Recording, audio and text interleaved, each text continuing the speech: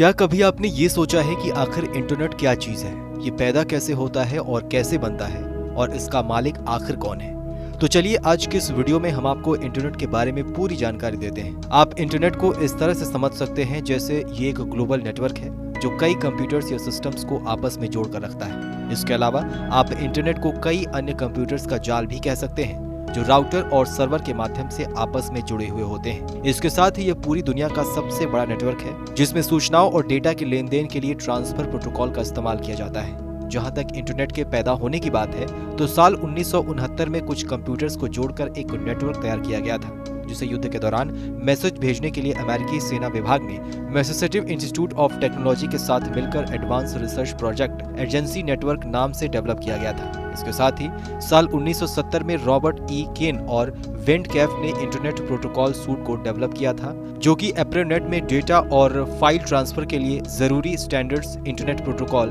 बन गया।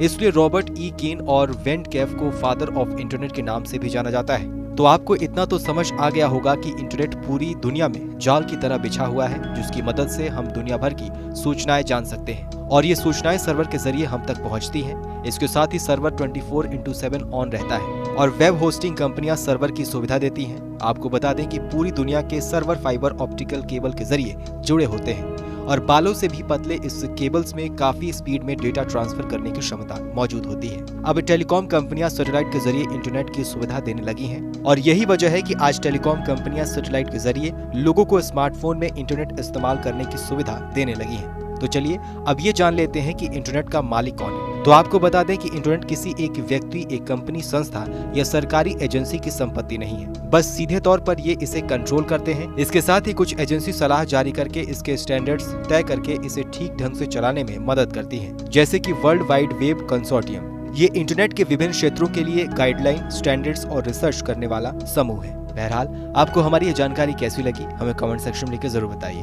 बाकी देश और दुनिया की अन्य बड़ी खबरों के लिए